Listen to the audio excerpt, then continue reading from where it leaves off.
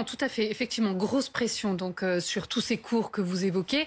Et surtout, ce qui est marquant, c'est qu'effectivement, comme le disait Alexis Cuvillier, le gouvernement semble minimiser l'impact des sanctions européennes contre la Russie sur notre propre économie. Et d'ailleurs, à Bercy tout à l'heure, lorsqu'on évoquait le fait que Vladimir Poutine puisse prendre des contre-sanctions, eh bien, il nous disait pour le moment, on n'a pas connaissance de contre-sanctions de la part de Vladimir Poutine.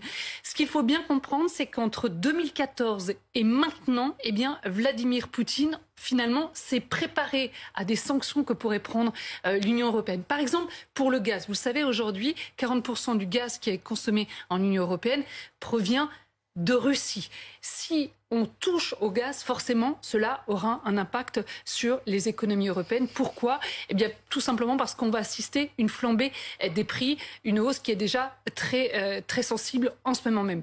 Alors que du côté, finalement, de la Russie, sera que peu d'impact. Pourquoi ? Parce que depuis des années maintenant, eh bien, la Russie a trouvé d'autres clients pour son gaz, notamment la Chine ou bien encore les pays émergents. Et puis, même chose du côté de l'agriculture.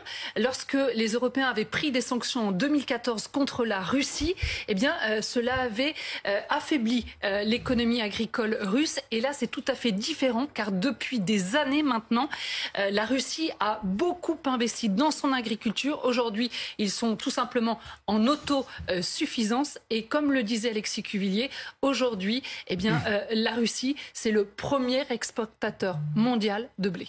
Mais Vladimir Poutine lui-même ce soir déclare la Russie ne va pas mettre à mal un système économique auquel aussi elle participe. Donc voilà, il est... Non, parce que finalement, la Russie est beaucoup moins dépendante de ce système économique qui a beaucoup changé entre 2014 et maintenant. Finalement, ce sont plutôt les Européens, quoi qu'en dise Bercy, qui sont dépendants de la Russie, que la Russie finalement n'est dépendante de l'Union européenne.